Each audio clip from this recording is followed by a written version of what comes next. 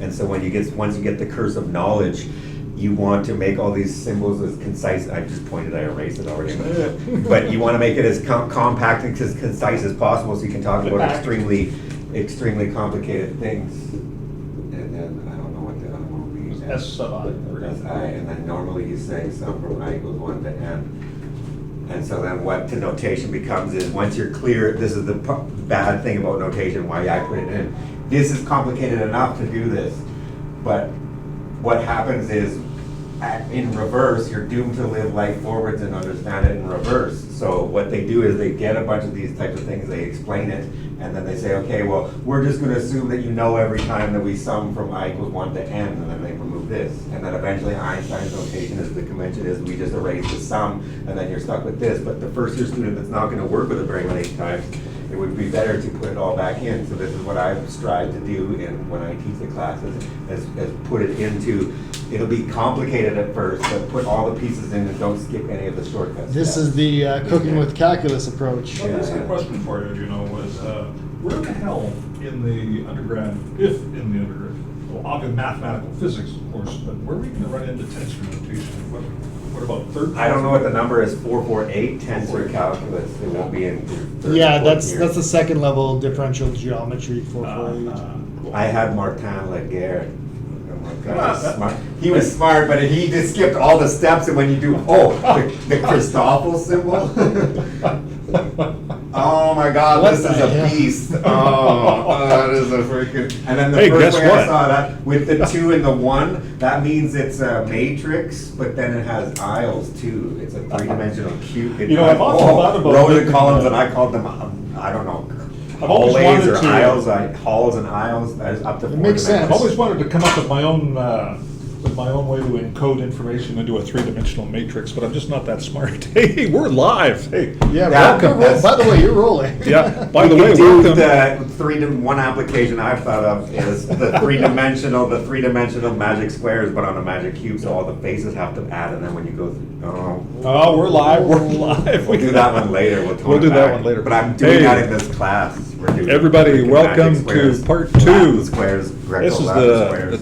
wow, look at that beard today. Wow, He did it. magnificent. So, welcome everyone to the Tutor Wizard. This is part 2 of our stream that was interrupted from Friday, where I'm interviewing math prof Adrian Biglins about how to succeed as a first-year, second-year student too, for that matter. How did I say, how do you navigate doctor, or through? don't introduce me? No, I'm just kidding. Sorry. You shush, I'm talking.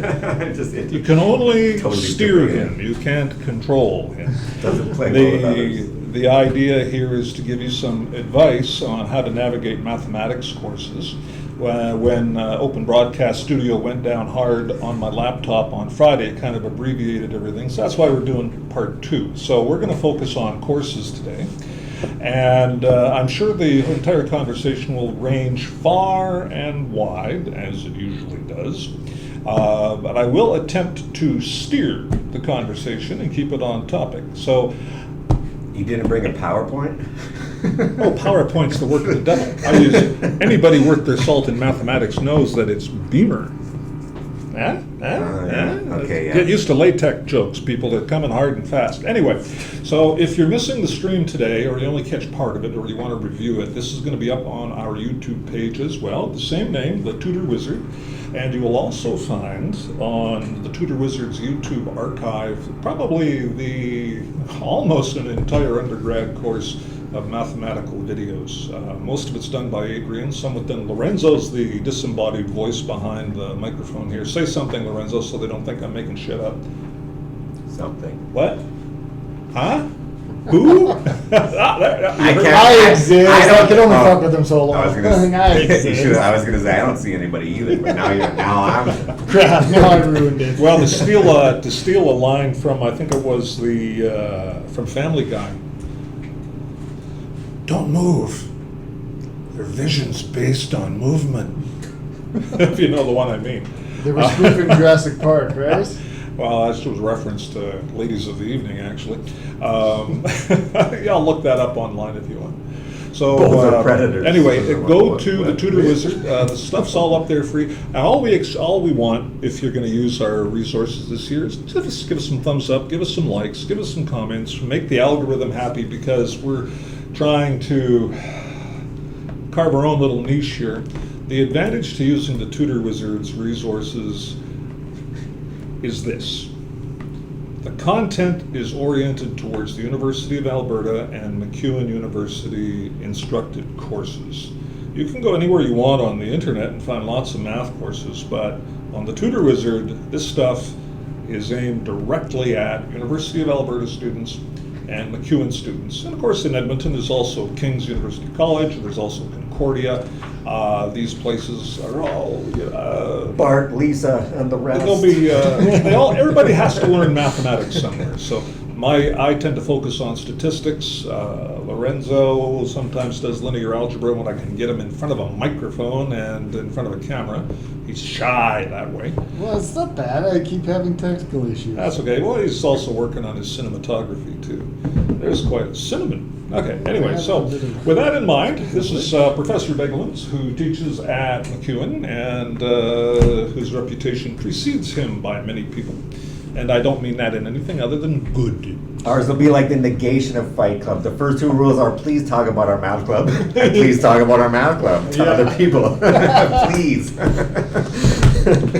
So, observation that motivated this stream series is the repeated appearance on social media about students who are anxious about succeeding in mathematics, typically 100 level calculus and 100 level statistics. Of course, there's linear algebras in there too, and if you're in education, there's a couple of courses along that way. So why don't we dive right in and talk about undergrad calculus. Now I'm going to talk about, and I'm going to steer Adrian towards and one more undergrad interjection. engineering courses. Specifically, we're going to talk about engineering in a minute, but let's talk about Faculty of Science first. So, And one more interjection in there Yeah. first, quite frankly, because I'll be the one that says it, because I used to work at all these places and now I'm funneled down to one, and it seems to be tending towards the same number as the number of deities out there.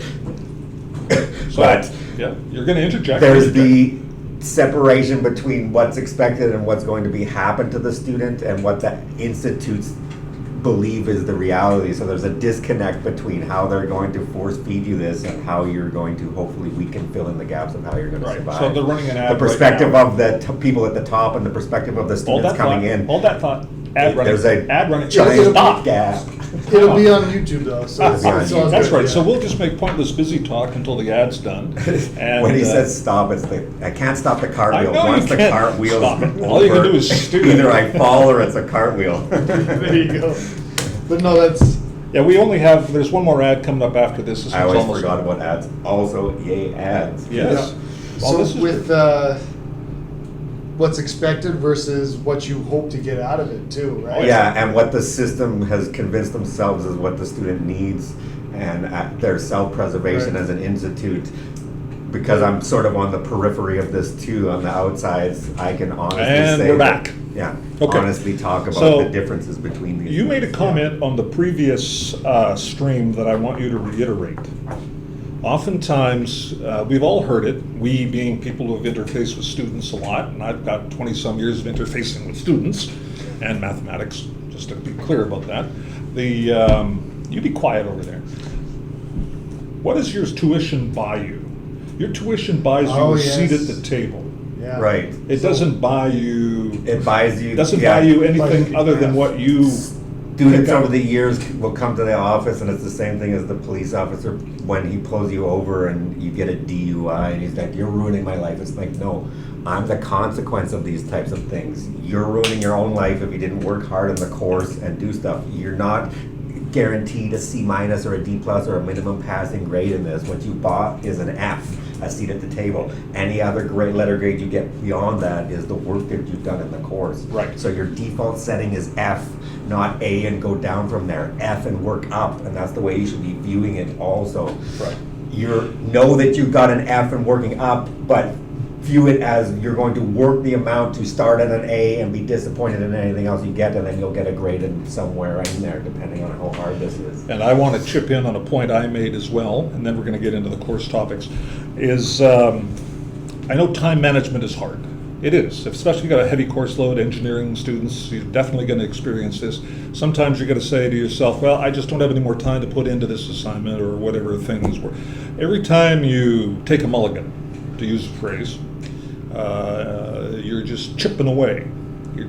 And grades are determined on raw scores. No one's going to round you from 49 and a bit to 50 to give you a pass. Not in the mathematics department.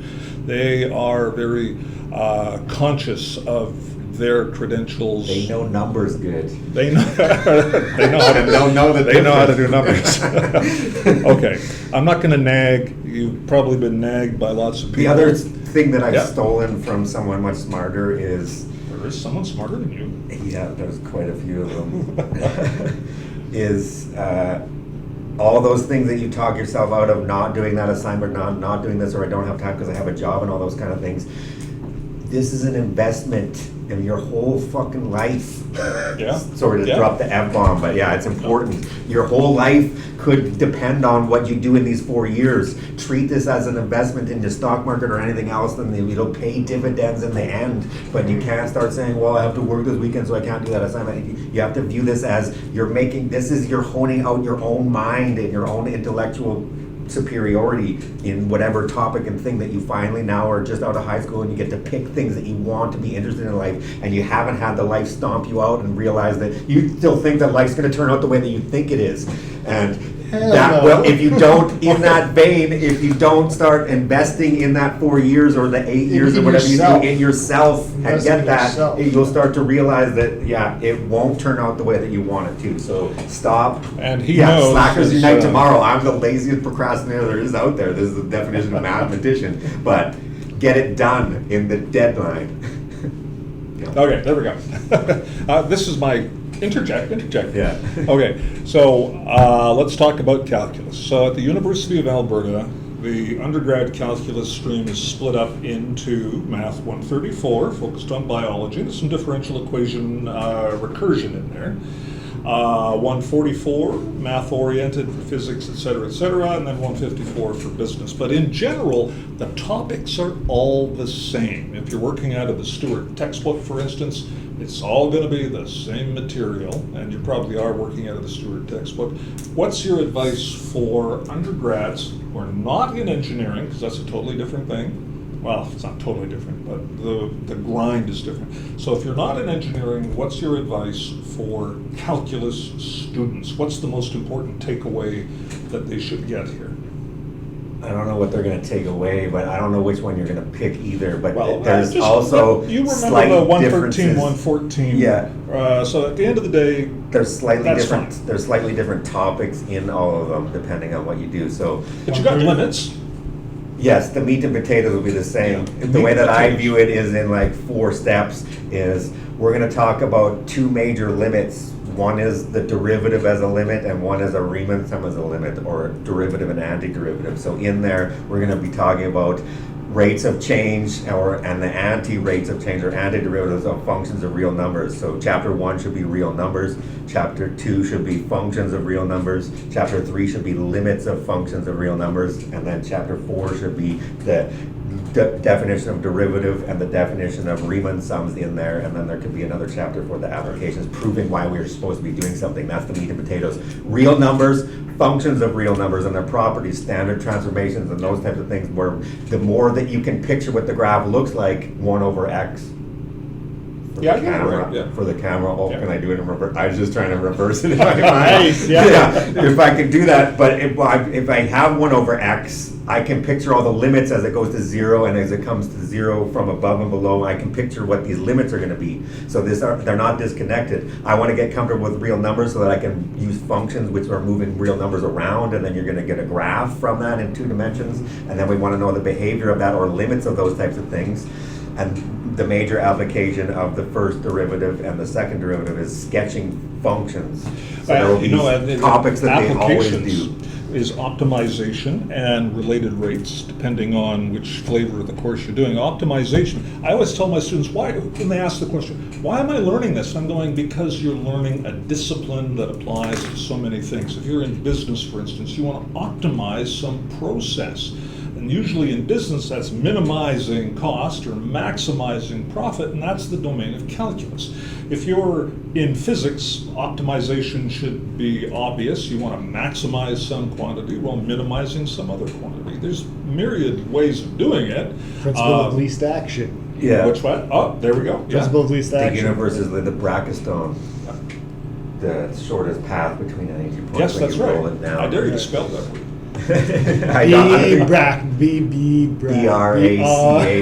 disembodied voice. Brachistone. Brachistone. But at the end of the day, in calculus, you're going to learn techniques, and you're going to spend a lot of time on the first interesting module. And this is, even if you've done 31, Math 31, which is high school calculus, you're going to have seen some of this stuff, but the problems they're going to ask you to solve are going to be that much more complicated, perhaps that much, I don't want to say harder, but they're going to require more thought on your part.